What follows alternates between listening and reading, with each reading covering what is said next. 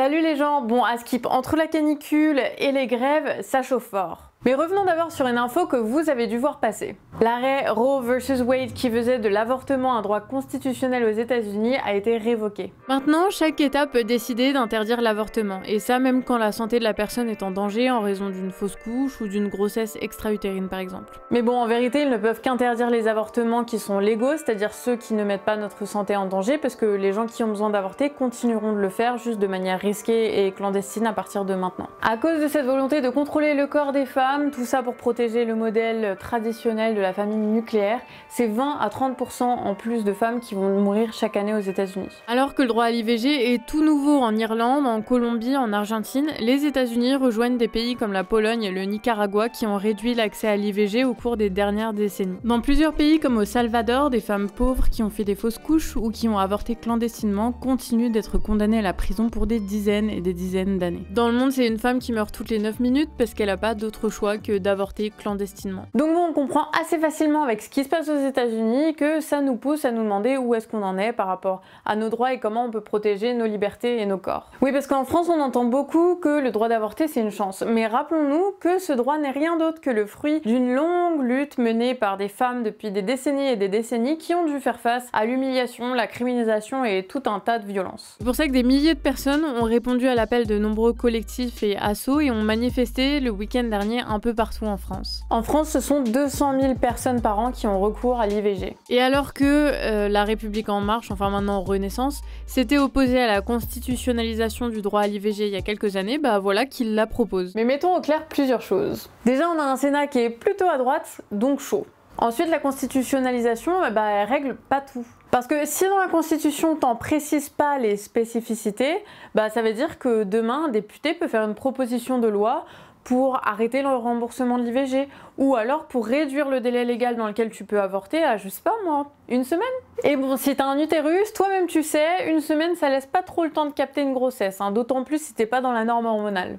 Ah oui, puis en plus, doté d'un système de santé qui s'écroule lentement mais sûrement, je t'assure que pour avoir un rendez-vous la même semaine pour avoir ton IVG, bah ça reste aussi très compliqué. Et c'est là que vient mon troisième point. La constitutionnalisation de l'IVG, bien qu'elle puisse permettre de donner le sentiment que l'IVG restera protégée, bah elle présente surtout pour Macron et sa bande l'opportunité de défendre de beaux symboles pour ne pas avoir à vraiment s'engager sur des mesures qui se traduiraient en action. Alors je me réjouis qu'ils soient pas anti-choix, hein, mais quand ils disent ça... C'est un droit, mais c'est toujours un drame pour une femme. J'ai bien envie de lui rappeler que le vrai drame, c'est surtout de ne pas pouvoir avorter quand on a besoin d'avorter. Parce qu'en France, bien qu'on ait le droit d'avorter, que le délit d'entrave ait été promulgué et que le délai ait été rallongé à 14 semaines, bah c'est toujours la galère. On subit encore les restes d'une culture misogyne et ultra conservatrice. Parce qu'aujourd'hui, les praticiens anti-choix, ils peuvent toujours refuser de faire une IVG. Et oui, c'est légal, hein. Bonjour la clause de double conscience. Après, il y a aussi ceux et celles qui te le font l'IVG, hein, mais qui te font bien culpabiliser, qu'oublient de te donner des infos essentielles ou qui en plus te font subir des violences gynéco.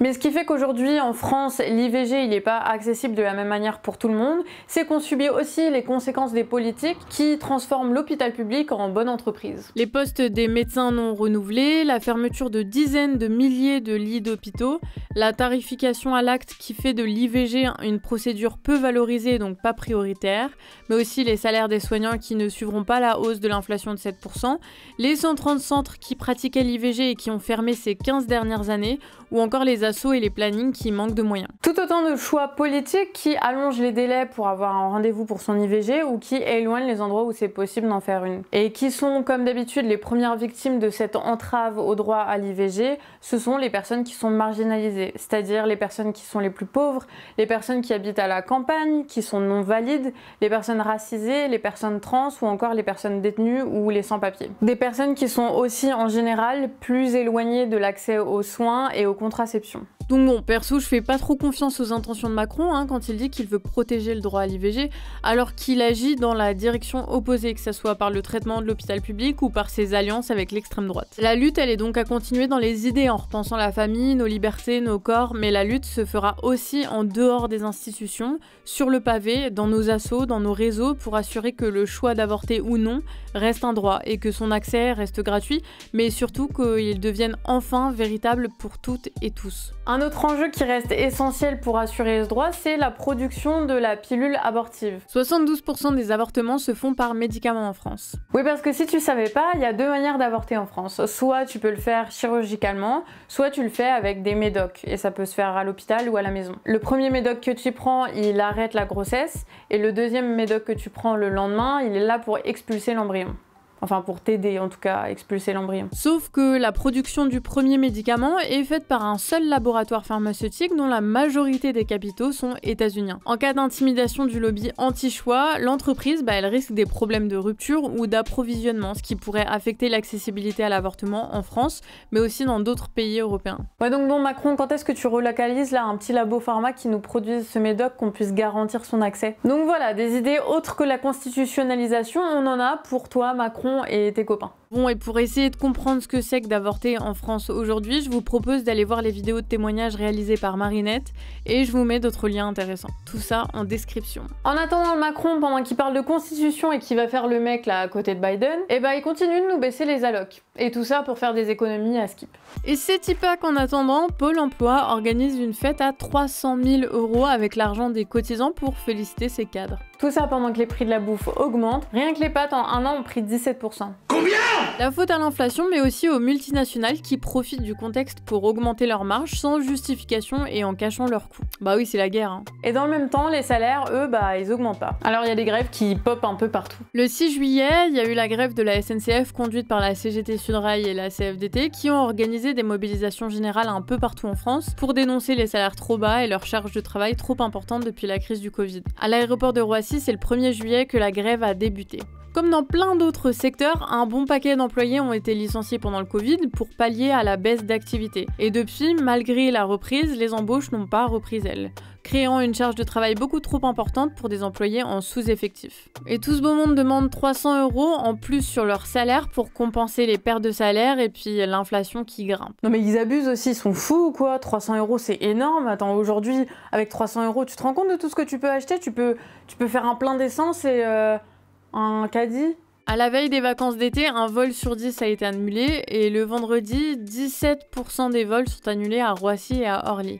Et le mouvement pourrait s'étendre. Et c'est de ça dont nous on veut parler, du fait que oui, il faut que ça s'étende. Mais pas que dans les aéroports, dans les gares ou dans les transports, non, c'est partout que ça doit prendre. Partout en France, l'inflation, elle sème la misère et on se retrouve à devoir couper nos dépenses et souvent à manger moins. Alors s'engouffrer dans ce mouvement, à fond. On a tout à gagner en comprenant que nos luttes, elles s'arrêtent pas là où commencent celles des autres, mais qu'on a bien des intérêts communs. On peut profiter de l'inflation pour réclamer une hausse des salaires générales sans se soumettre aux compromis ou aux médiations parfois poussés par les gros syndicats eux-mêmes. Alors c'est le moment de s'inspirer de ceux qui sont mieux organisés, qui ont l'habitude de mettre en commun, parce que tout ça, ça ne fait que commencer. Ces 2 dernières semaines ont aussi eu lieu des manifestations en soutien aux grévistes de Chronopost et de DPD, des filiales de La Poste qui sous-traitent l'embauche de travailleurs à une autre entreprise d'intérim, Derichebourg, qui elle-même exploite des travailleurs sans papier. L'entreprise, elle profite de leur situation irrégulière pour les faire travailler avec des contrats qui sont à la semaine, des horaires qui sont inacceptables et des cadences folles, tout en les privant de recours juridiques puisque l'entreprise refuse de faire concorder leur contrat de travail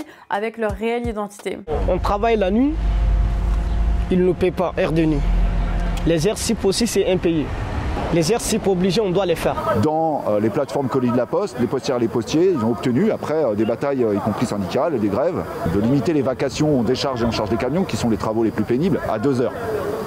Pour la Poste, une manière de contourner cela, c'est d'employer de la main-d'œuvre sous-traitante et au bout de la chaîne de ce système de sous-traitance, des travailleurs sans papier pour contourner qu'ils ont été obligés de lâcher dans des combats syndicaux. Et quand les travailleurs sont épuisés et ne vont plus assez vite ou alors tout simplement qu'ils réclament leurs droits, qu'est-ce que fait l'entreprise? Elle les vire et elle embauche des nouveaux sans-papiers. On est donc sur un système qui est très bien pensé, tout ça pour se faire du profit sur le dos de personnes qu'on prive de droits sociaux. Pour dénoncer leurs conditions de travail abjectes, ils ont repris depuis décembre dernier la lutte. Les grévistes qui ont pour certains travaillé pour la Poste depuis plusieurs années réclament leur régularisation, mais leur demande semble être passée au second plan pour la préfecture avec l'arrivée des réfugiés ukrainiens. Je vous conseille sur le sujet la vidéo de Djemil ou le podcast de l'actu des luttes que je vous mets en description. Bon, et quelques nouvelles de ce qui se passe à Pertuis. La résistance contre le projet d'extension d'une zone industrielle sur des terres agricoles qui en plus de ça sont inondables porte ses fruits. Malgré la destruction du verger et l'expulsion des occupants, les zapatatistes, comme ils se nomment, ont obtenu un moratoire suspensif. En gros, la suspension du projet. Une commission de travail va prendre place et va être pilotée par la déléguée à l'environnement à la métropole qui est hostile au projet. Donc la lutte continue et on continuera de vous en donner des nouvelles. Et sinon, tu vas à Zadanvie, toi? C'est un week-end de rencontres organisé à Notre-Dame-des-Landes pour s'enjailler et surtout échanger sur les manières de s'organiser et de faire vivre les luttes à différentes échelles. Il y a tout un tas d'assemblées, de débats, de projections, mais aussi des balades, des spectacles et des marchés paysans et artisans de prévus. Enfin, je vous mets le programme en description et je vous dis à demain si vous y êtes, et puis sinon, à la semaine prochaine. Et si t'es encore là, que tu regardes souvent nos vidéos et que t'as pas eu la chance de nous aider auparavant, mais que c'est possible ce mois-ci, je t'invite à nous filer quelques pesos, et si c'est pas possible, tu peux toujours la partager à tes potes. Et merci à tous ceux qui ont donné la semaine dernière. Ciao!